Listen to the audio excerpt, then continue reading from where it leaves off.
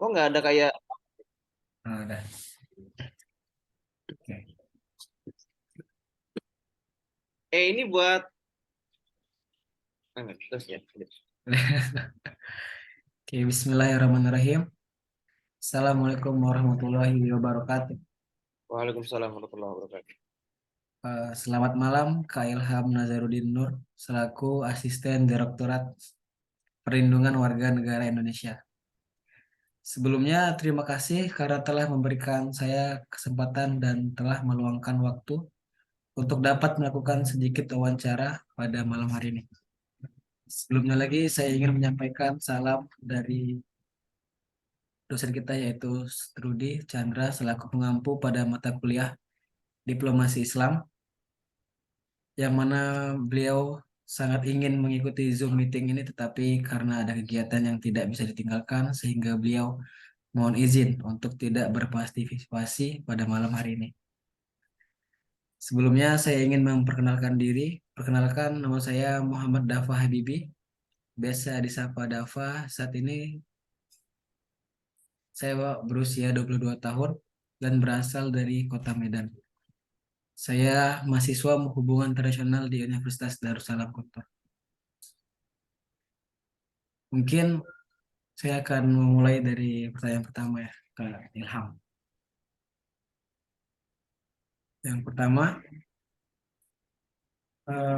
apa sajakah langkah-langkah konkret yang telah diambil untuk memastikan keamanan dan perlindungan warga negara Indonesia di kawasan Timur Tengah? Kan, Oke, terima kasih. Bismillahirrahmanirrahim. Assalamualaikum warahmatullahi wabarakatuh. Eh, salam. Salam. Terima kasih atas kesempatannya untuk bisa diwawancara sama teman kita Saudara Dafa.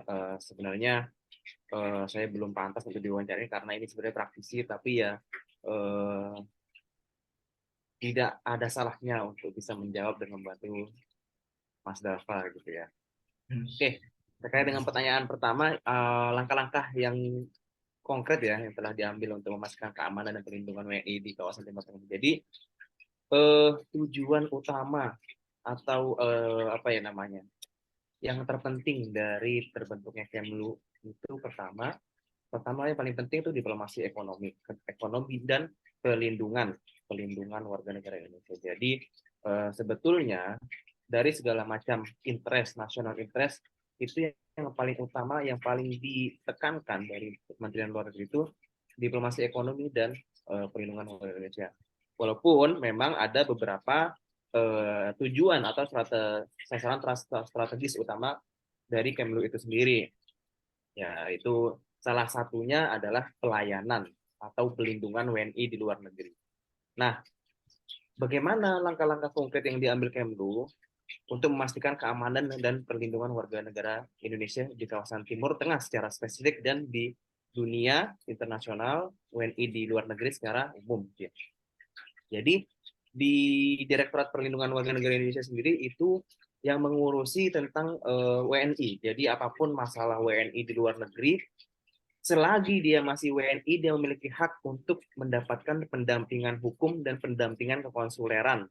Ya, jadi misalkan ada warga negara yang memiliki masalah overstay, kemudian masalah imigrasi, masalah kriminal, pidana maupun perdata, itu dari perwakilan kita, baik KBRI maupun KJRI itu akan melakukan pendampingan hukum agar hak-hak dia sebagai warga negara dan yang memiliki kesamaan di mata hukum itu tidak dicederai atau tidak didiskriminasi di negara mereka, tempat tinggal mereka gitu. Jadi dari pihak KBRI atau KJRI itu akan mendampingi masalah dalam penyelesaian masalah baik dari penangkapan, pengadilan sampai ingkrah keputusan pengadilan itu akan didampingi sehingga mereka sebagai warga negara Indonesia itu merasa bahwa negara hadir untuk melindungi dan mendampingi mereka. Nah, salah satu langkah lainnya yang diambil Kemlu dalam melindungi warga negara Indonesia adalah melalui sistem portal peduli WNI. Jadi begitu warga negara Indonesia tersebut tiba di negara tujuan untuk bekerja, untuk belajar, untuk berekreasi, berkunjung dan sebagainya, harap untuk melapor diri, khususnya untuk yang tinggal lama ya. Mungkin kalau untuk hanya berkunjung beberapa waktu itu tidak terlalu diperlukan. Namun untuk yang belajar melebihi waktu dari 6 bulan itu disarankan untuk melapor diri melalui portal WNI. Jadi melaporkan bahwa keberadaannya itu berada di negara ini, di provinsi ini, di kota ini, sehingga jika terjadi hal-hal yang tidak diinginkan, KBRI atau perwakilan kita di luar negeri itu dapat memastikan WNI itu bisa diberikan keamanan. Misalkan kalau ada evakuasi, si WNI ini sudah lapor diri melalui sistem ataupun langsung ke kedutaan. Ketika terjadi perang ataupun dan lain sebagainya, KJRI bisa langsung bertindak. Pun misalkan di Timur Tengah, karena di Timur Tengah itu sangat banyak WNI-nya, terutama di Arab Saudi, di Mesir. Arab Saudi itu mayoritas untuk yang tinggal mukimin di sana tuh PMI, Pekerja Migran Indonesia atau TKI, dan di Mesir itu banyaknya mahasiswa, namun juga banyak juga PMI, Pekerja Migran Indonesia. Jadi tentunya langkah-langkahnya itu KBRI tadi pertama melalui sistem. Jadi jika warga negara Indonesia itu tersebut pergi ke sana, lapor diri, nanti jika terjadi masalah KBRI akan secara cepat mengetahui keberadaannya. Jika mereka menjadi korban suatu kejahatan juga bisa langsung didampingi hukum. Dan juga KBRI pastinya memiliki pengacara dan bekerja sama dengan pemerintah setempat, khususnya melalui badan penegak hukum maupun Kementerian Luar Negeri di negara akreditasi dan negara setempat. Jadi mungkin itu salah satu langkah-langkah konkret yang diambil untuk memastikan keamanan dan perlindungan warga negara Indonesia. Pun ketika warga negara Indonesia ingin berpergian ke negara-negara luar negeri, ada namanya aplikasi Safe Travel.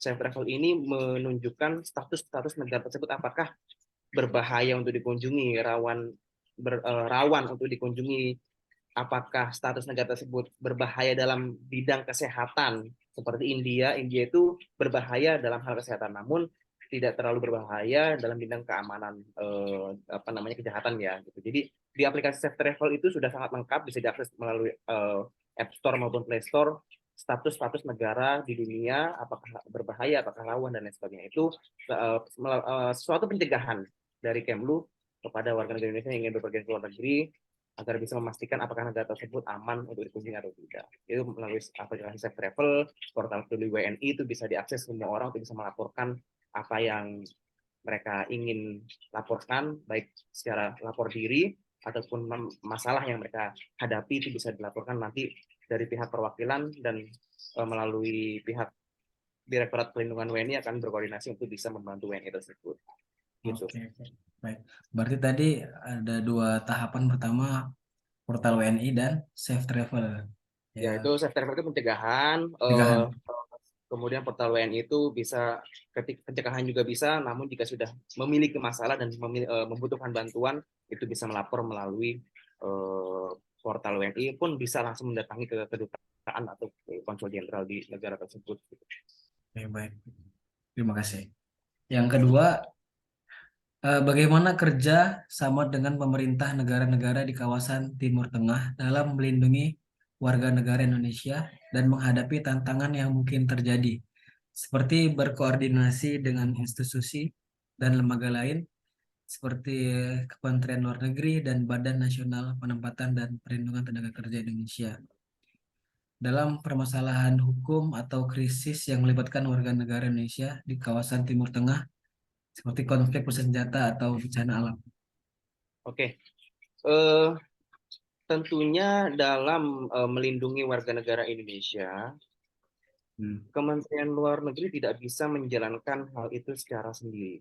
Perlu adanya koordinasi dan kerjasama yang dibangun secara baik, secara berkelanjutan, secara intensif untuk bisa menyelesaikan hal-hal yang terkait dengan pelindungan warga negara Indonesia di negara lain. Untuk khususnya di kawasan Timur Tengah, tentunya KBRI maupun KJRI di negara tersebut pastinya memiliki hak atau kekebalan imunitas dan juga semacam privilege gitu ya dalam melindungi warga negara mereka, tentunya dengan berkoordinasi dengan pihak petugas keamanan terkait, polisian, kemudian juga mungkin jika memiliki masalah imigrasi pun tentunya Indonesia, pemerintah, maksudnya KBRI dan KJRI tentunya akan melakukan pendampingan dan penyelesaian sesuai dengan hukum yang berlaku di negara tersebut. Jadi mendampingi, ya, mendampingi Mendampingi. dalam penyelesaian masalah-masalah TKI di Timur Tengah gitu. Nah, hal ini sangat menjadi masalah yang sudah lama sekali terkait dengan TKI dan PMI karena begitu banyak kasus yang masuk setiap hari di Direktorat Perlindungan WNI terkait dengan TKI, terkait WNI, khususnya pekerja migran Indonesia, khususnya TKI. Jadi berbagai macam permasalahan, baik ketenaga kerjaan, baik keimigrasian, pidana, perdata, dan lain sebagainya. Karena banyak sekali WNI atau tenaga kerja kita yang berangkat ke Timur Tengah secara non prosedural. Oh, iya. Jadi ini bisa dikategorikan masuk ke dalam TPPO atau tindak pidana perdagangan orang, gitu ya. Sangat banyak sekali dan itu merupakan masalah yang tidak selesai-selesai kalau menurut aku, ya, menurut Ana. Jadi tentunya dari Kemlu, kemudian perwakilan di luar negeri, kalau berarti di BNP2TKI itu sekarang namanya BP3MI, ya, BP3MI, kemudian juga dari kesadaran masyarakat pun juga diperlukan bahwa bekerja di luar negeri secara non prosedural atau secara ilegal itu masih banyak dilakukan oleh masyarakat kita. Jadi perlunya adanya sosialisasi dan kesadaran dari masyarakat sendiri. Jangan sampai mudah tergiur untuk bekerja di luar negeri melalui sponsor-sponsor yang tidak jelas, yang akan mengakibatkan WNI tersebut akan kesulitan, bahkan menjadi korban eksploitasi tenaga kerja di luar negeri. Jadi perlu adanya kesadaran dari warga negara kita. Sampai-sampai banyak sekali ya yang WNI kita yang kerja di Timur Tengah yang tidak dibayar selama belasan tahun, menjadi korban pembunuhan, bahkan melakukan tindak pidana di negara tersebut yang berakibat divonis mati ada. Dan itu salah satu tugas kita, satu tugas PWNI untuk bisa menyelamatkan lah, setidaknya menyelamatkan dan melakukan pendampingan hukum terhadap mereka. Memang sangat banyak sekali kasus TKI kita di luar negeri, khususnya di Timur Tengah. Kalau misalkan ada terjadi konflik bersenjata atau bencana alam seperti di Yaman, di Sudan, tentunya Kemlu sendiri dan pihak-pihak terkait akan berkoordinasi dan memiliki standar tersendiri apakah akan dilakukan evakuasi atau tidak. Ya kan, seperti yang terjadi di Sudan kemarin, ketika konflik bersenjata pecah, maka dan memenuhi syarat untuk bisa dilakukan evakuasi, ya tentu saja kita akan melakukan evakuasi melibatkan, kalau yang di Sudan kemarin bekerja sama juga dengan Saudi dan militer Saudi untuk bisa membantu evakuasi WNI kita di luar negeri. Kalau itu konflik bersenjata ya yang di Sudan itu bisa diselamatkan atas bantuan Saudi. Untuk bencana alam itu yang kemarin di Turki, dari Direktorat Perlindungan WNI juga mengirimkan delegasi untuk memberikan bantuan teman-teman WNI yang ada di Turki bekerjasama dengan Kedutaan Besar Republik Indonesia di Ankara. Jadi Pak Dubes, kemudian juga para staf kedutaan dan juga para delegasi dari PWNI beranjak menuju ke tempat korban bencana alam dari WNI dan memberikan bantuan serta pendampingan sehingga mereka merasa bahwa negara hadir di sana untuk membantu mereka. Jadi mereka tidak akan merasa stateless, mereka tidak akan merasa wah saya tidak memiliki negara yang melindungi dan membantu saya ketika saya di luar negeri. Jadi gitu. Kalau permasalahannya banyak ya, kita di luar negeri itu WNI khususnya TKI banyak dan memalukan sebenarnya. Iya. Sangat banyak. Gitu. Kadang kesalahan kita sendiri ya. Biasanya kayak bukan apa ya? Biasanya mereka sendiri kayak yang kabur dari rumah majikannya atau Betul, yang betul. Yang paling banyak itu yang non prosedural, yang ilegal berangkat ke sana. Pakainya visanya visa ziarah, bukan visa kunjungan, bukan visa kerja, akhirnya kerja di sana. Pakainya datangnya visa umroh, oh nanti ya. kerja di sana. Akhirnya ketahuan ketahuan polisi, ketahuan pihak imigrasi di sana, bisa dipenjara atau dimasukin ke shelter penampungan. Nanti mereka diserahkan ke kedutaan atau setelah proses hukumnya selesai pulang. Pulang pun kalau mereka tidak memenuhi syarat untuk bisa dibiayai negara tiket pulangnya, ya mereka mau nggak mau harus mendapatkan tiket pulang dari sponsor yang memberangkatkan dia atau dari keluarganya. Banyak itu WNI kita kita di Saudi punya shelter penampungan untuk WNI bermasalah yang kebanyakan TKI. Ada 2 shelter. Shelter memiliki yang punya KBRI Riyadh dan KJRI Jeddah. KBRI Riyadh itu di shelternya ada sekitar 205 orang kalau nggak salah. 205.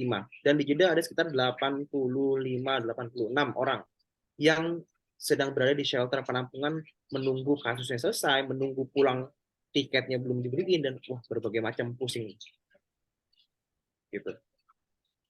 Memang seperti itu. Jadi bagaimana cara menindak yang ilegal itu? Kan banyak tuh yang tetap lolos. Apakah itu mereka mempunyai komunitas tersendiri atau hanya kayak pribadi aja gitu? Ya sebenarnya itu sangat, kita tidak bisa menghentikan kasus itu terjadi. Jadi kasus itu nggak bisa kita hentikan tiba-tiba terus nggak ada kasus gitu, nggak bisa. Karena banyak sekali yang namanya orang ya pinter-pinter pasti cari celah untuk bisa kerja di luar secara non prosedural, melalui sponsor. Ya tadi mereka terperdaya, mereka sangat tertarik dengan janji-janji si sponsor untuk bisa diberangkatkan kerja di luar negeri, dijanjikan kerja di sini dengan gaji sekian, tapi ternyata nyampe di sana nggak ada kontrak kerjanya, akhirnya dijual. Dijanjikannya kerjanya di Uni Emirat Arab, di Abu Dhabi, dibawa ke Saudi. Nanti visa izin kerjanya habis, diperpanjang di Emirat Arab, nanti balik lagi ke Saudi jadi pembantu, ya pelaksana PLRT ya bahasanya. Jadi pembantu lah ibu rumah tangga, ya pembantu lah di Saudi lah gitu, di Timur Tengah. Itu kadang banyak yang dieksploitasi, nggak dapat, ada yang cuma dikasih makan 1 kali sehari, handphonenya disita, nggak boleh berhubungan dengan keluarganya. Ada juga yang nggak digaji bertahun-tahun. Ada bahkan yang mengalami eksploitasi pelecehan seksual, banyak ada seperti itu WNI kita di sana permasalahannya. Saya kemarin sedikit mendengar kan dari orang Malaysia lah. Kan kalau negara Malaysia itu mereka umroh pakai visa pelancong.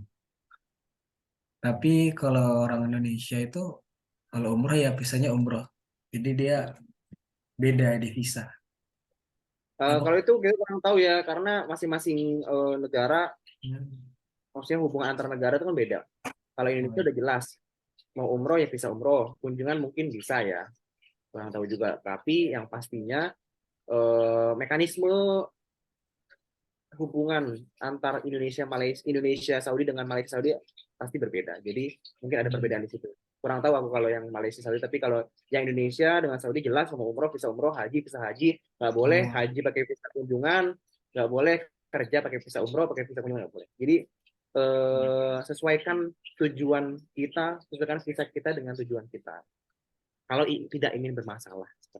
Berarti itu emang udah sejak lama ya, Saudara Ilham? Seperti itu. Sudah lama masalah WNI kita di Timur Tengah dan beberapa negara lain itu sudah menjadi masalah klasik yang tidak selesai-selesai. Bahkan sekarang itu sedang terjadi bahasanya moratorium. Pokoknya belum dibuka lagi pengiriman tenaga kerja kita ke luar negeri. Belum ada yang secara legal. Tapi pada faktanya di lapangan masih banyak WNI kita yang terbang ke sana kerja, akhirnya bermasalah, ya kan? Padahalnya sebenarnya salah dia, namun negara tidak boleh membiarkan. Walaupun salah mereka, sesalah-salahnya mereka, negara tuh harus hadir untuk melakukan pendampingan. Jadi ya harus didampingi sampai masalahnya tuntas, masalahnya selesai, kemudian dipulangkan. Ada yang dipulangkan melalui repatriasi, pemulangan ya secara rombongan gitu, beberapa orang. Kalau ke Indonesia, kalau dia memenuhi syarat untuk bisa diberikan tiket oleh negara, diberikan tiket. Kalau tidak, ya kita akan meminta pertanggungjawaban dari sponsor atau keluarganya. Pertanyaan yang selanjutnya, apa strategi yang digunakan untuk memperkuat hubungan bilateral dengan negara-negara di kawasan Timur Tengah guna memperoleh dukungan dalam perlindungan warga negara Indonesia? Oke, strategi yang digunakan untuk memperkuat hubungan bilateral ya. Jadi sebenarnya banyak sekali strategi yang digunakan. Jadi sebenarnya salah satu yang seperti aku bilang tadi, salah satu hal yang menjadi prioritas Kemlu adalah melindungi warga negara kita di luar negeri. Nah, tentunya melakukan pendekatan-pendekatan yang bagus gitu ya ke negara-negara Timur Tengah. Sebenarnya kalau menurut perspektifku kayaknya orang Saudi itu, pemerintah Saudi itu udah bosen ngurusin masalah TKI kita di sana. Saking banyaknya gitu. Tapi ya kita harus pinter-pinter. Kalau strateginya pasti harus win to win solution gitu ya. Aku kurang tahu strategi apa, intinya harus win to win solution. Mungkin kita melakukan investasi atau meminta Saudi untuk berinvestasi di Indonesia, kan pasti mereka main untung kan. Nah, ketika Saudi memiliki interest dengan Indonesia, tentunya Indonesia pun akan meminta interest kita ke Saudi. Jadi kayak win-win solution gitu loh. Tapi win-win solution itu apa ya? Aku belum tahu karena itu mungkin di ranah lainnya. Tapi intinya selama ini hubungan antara pemerintah Saudi dengan pemerintah Indonesia ataupun dengan negara-negara Timur Tengah yang lainnya sudah berjalan dengan baik sejak lama. Terbukti dengan baru aja kemarin terdapat nota diplomatik dari Kementerian Luar Negeri Saudi kepada KBRI Riyadh yang intinya adalah mendukung kepulangan WNI kita yang bermasalah, yang sudah selesai kasusnya. Jadi seperti itu. Itu merupakan salah satu berita baik bagi pemerintah Indonesia karena pemerintah Saudi secara tidak langsung membuka memberikan dukungan kepada pemerintah kita untuk bisa segera menyelesaikan masalah-masalah WNI kita di sana. Gitu. Ini agak apa ya? Ini mengenai dokumennya. Itu kan misalnya mereka kehilangan paspor atau dokumen perjalanan itu, apakah ada peran Kemlu di sana? Tentu. Jadi baru kayaknya awal tahun ini deh KJRI Jeddah itu melakukan pasporisasi. Jadi banyak sekali WNI kita, ini bukan jelek-jelekin gitu, tapi memang fakta. WNI kita yang terlantar hidup di bawah kolong jembatan bersama para warga negara Bangladesh, Pakistan dan lain sebagainya. Mereka ada yang sudah habis masa berlaku, ada yang sudah hilang, mereka terlontang-lantung dan itu dilakukan pasporisasi oleh KJRI Jeddah. Jadi kemarin KJRI Jeddah melakukan pasporisasi sekitar ratusan WNI kita di sana diberikan paspor untuk bisa tinggal secara legal. Nah, tentunya terdapat mekanisme dan beberapa syarat dalam melakukan pasporisasi tersebut. Namun, sesuai dengan peraturan Kemenkumham yang terbaru bahwa jika ingin melakukan perpanjangan paspor, ya bayar sesuai 31.000 gitu ya, paspor biasa. Tapi jika ingin melakukan perpanjangan paspor dan paspor itu tersebut rusak atau hilang karena bencana alam, itu bayar berapa ya? 600 atau 700 atau lupa gitu. Pokoknya nggak banyak lah. Tapi kalau paspornya hilang karena kecerobohan dan keteledoran kita, itu bayar 1 juta. Itu kalau mau perpanjang paspor. Nah, misalnya sebenarnya si A ini paspornya udah hilang, terus udah memenuhi syarat untuk bisa dilakukan repatriasi, dipulangkan ya, bahasa kasarnya dideportasi lah gitu dari negara itu, dia akan diberikan SPLP. SPLP itu surat perjalanan laksana paspor. Jadi semacam paspor, tapi bukan paspor, SPLP. SPLP ini hanya bisa digunakan 1 kali perjalanan. Misalkan ada WNI bermasalah, sudah bisa dipulangkan, dia diberikan SPLP, surat perjalanan laksana paspor, hanya bisa digunakan 1 kali. Dari Saudi ke Indonesia, udah gitu aja. Jadi akan diberikan dokumen secara legal untuk membantu kepulangan mereka atau membantu kepentingan mereka di negara tersebut. Gitu. Sebagaimana yang kita tahu bahwa negara-negara di kawasan Timur Tengah ini mayoritas Muslim. Itu bagaimana cara Kemlu untuk menjalankan diplomasi dengan mempertimbangkan konteks regional yang didominasi oleh penduduk yang mayoritasnya Muslim. Oke, terkait dalam konteks Muslim, Indonesia tentunya salah satu negara yang tergabung dalam OIC ya, OKI. organisasi kerjasama Islam. Jadi satu-satunya forum, satu-satunya organisasi yang beranggotakan negara-negara Islam itu ada OKI. Jadi Indonesia termasuk dalam salah satunya, dan kantor OKI itu di Jeddah. Jadi Konsul Jenderal RI Pak Eko Hartono yang di Jeddah itu juga merupakan salah satu representative of Indonesia to OIC. Jadi apa ya bahasanya, duta besar Indonesia untuk OIC. Tentunya dalam eh, ke apa ya, dinamika OIC ini, memang sebenarnya OIC ini dinamika tidak serame atau tidak seviral PBB, G20 dan sebagainya gitu ya. Tapi tentu saja dalam OIC tersebut terdapat apa ya, kesepakatan antar negara Muslim yang tergabung di OIC untuk bisa ya apa ya, untuk bisa mencapai tujuan tertentu lah, yang dimana pasti tujuan tertentu, tujuan rame-rame itu, tujuan seluruh anggota OIC pasti berdasarkan nasional interestnya masing-masing gitu loh. Nah, jadi kalau misalkan nasional interest Indonesia untuk bisa melindungi warga negara Indonesia, tentunya kita akan melakukan diplomasi, melakukan langkah-langkah yang bisa melindungi warga negara Indonesia melalui forum OIC tersebut. Jadi kuncinya di OIC gitu.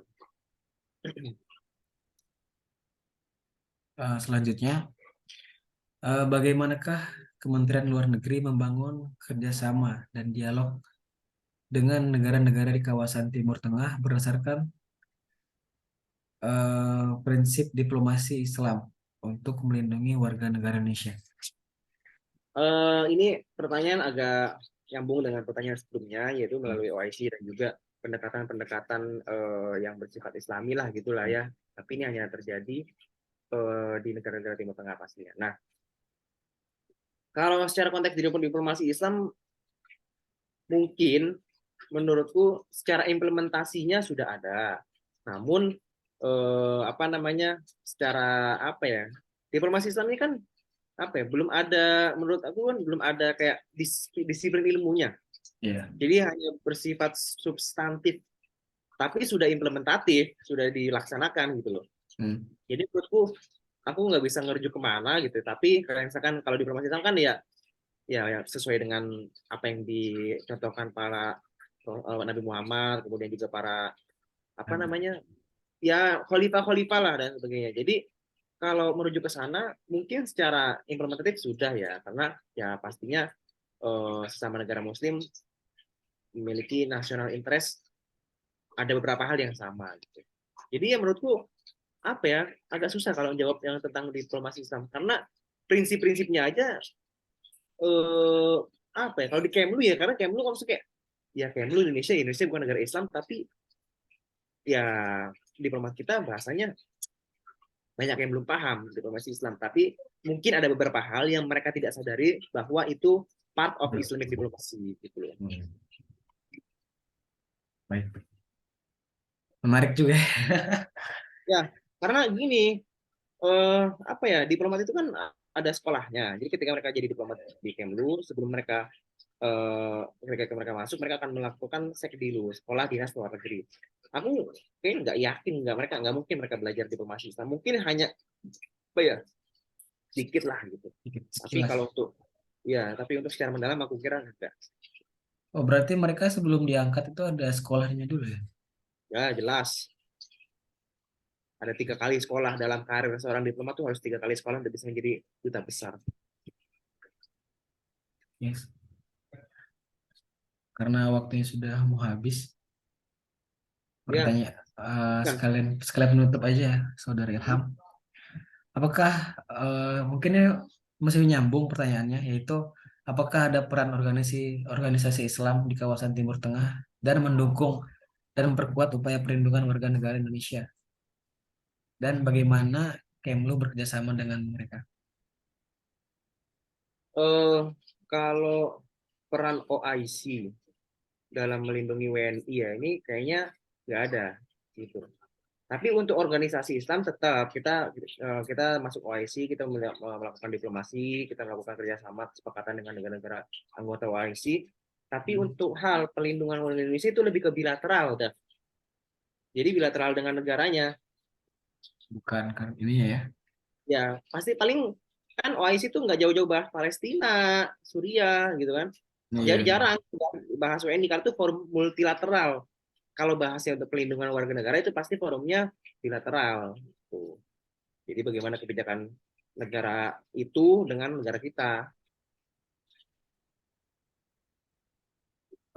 Ingin bertanya sedikit, Hmm. eh, bagi apa ya? Saudara Ilham kan emang sempat kuliah di Sudan dan sekarang juga menjadi asisten direktorat. Apakah itu suatu emang tujuan atau kebetulan saja di bagian ini? Oke, jadi sebenarnya pas aku semester 7 tuh magang di BSKLN.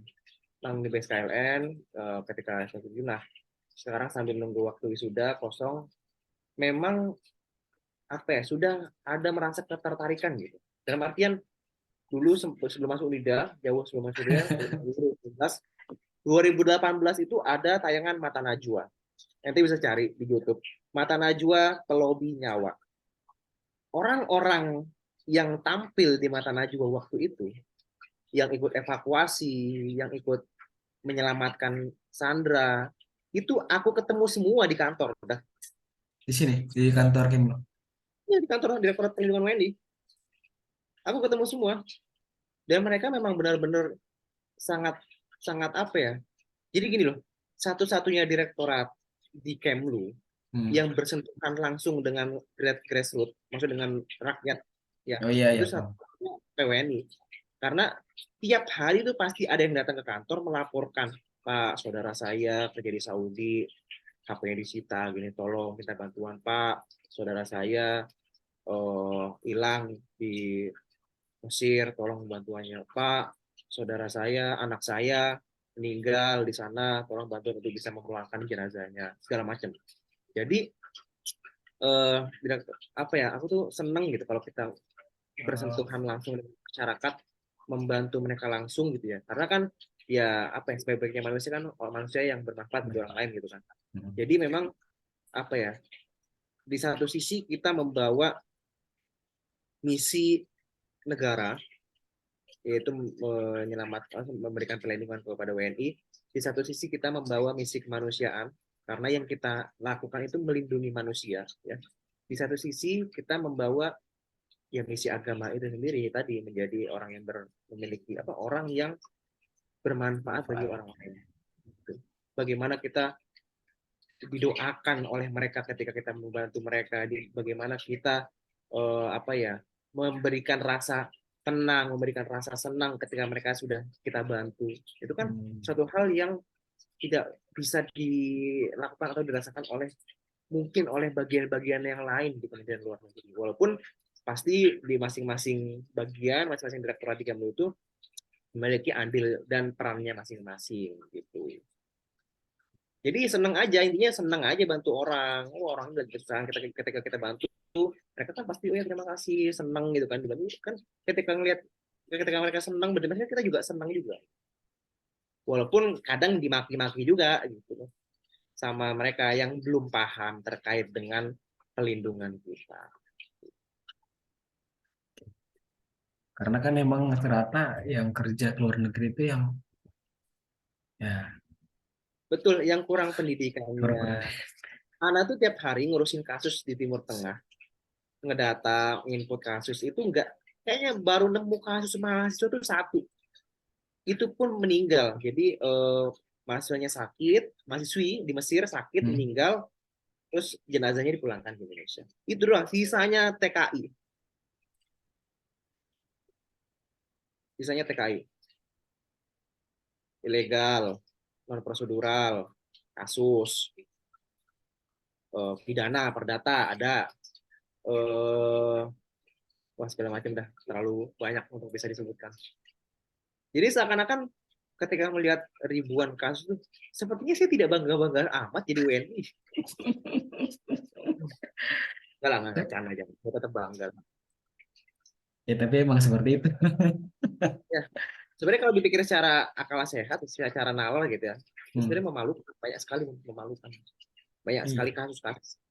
yang tidak aku duga sebelumnya. Ternyata kasusnya, oh ada kasus seperti ini ya ternyata di sana. Oh ada kasus seperti itu ya ternyata di sana.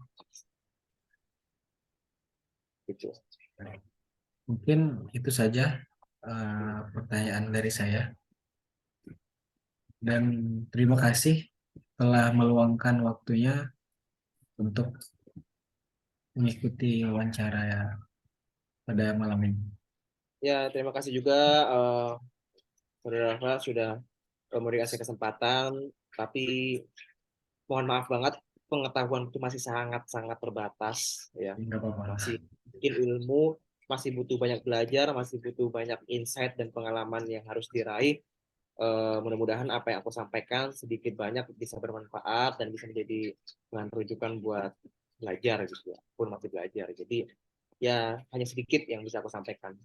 Jadi seperti itu. Terima kasih. Terima kasih, Saudara Ilham. Assalamualaikum. Saya tutup ya. Assalamualaikum warahmatullahi wabarakatuh. Waalaikumsalam.